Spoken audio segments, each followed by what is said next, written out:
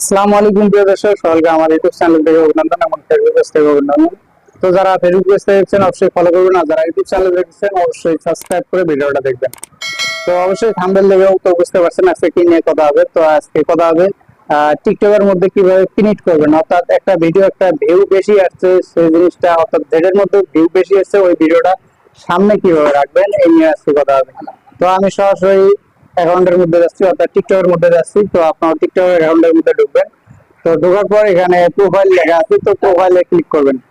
তো প্রোফাইলে ক্লিক করার পর আপনার যে ভিডিওটাতে ভিডিও মানে ভিউ বেশি আসছে সেই ভিডিওটা মাত্র ফিনিশ করবেন, অর্থাৎ সামনে রাখবেন কিভাবে এটা আপনাদের দেখাচ্ছি। তো অবশ্যই সাবস্ক্রাইব করে ভিডিওটা দেখবেন।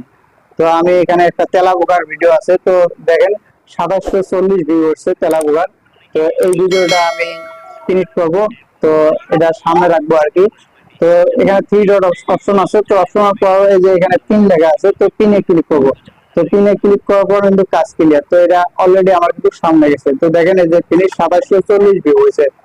তো আবার যদি এটা যদি অর্থাৎ কেটে দিতে চান, তো কেটে দেওয়ার জন্য কিন্তু আপনার সুন্দরভাবে আবার কেটে দিতে পারবেন। তো অপশনে ক্লিক করবেন, ক্লিক করার পর আবার থ্রি ডট অপশনে যাবেন। তো থ্রি ডট অপশনে যাওয়ার পর এখানে আনপিন লেখা আছে, তো আনপিনে ক্লিক করবেন। তো আনপিনে ক্লিক করলে কিন্তু এটা আবার কিন্তু যে টাকার জিনিস সেখানে চলে যাবে। তো আমি যেহেতু আনপ্রিন্ট করলাম না, এটা আনপ্রিন্ট করলাম না, তো এটা এখানেই রাখলাম, তো সামনে রাখলাম।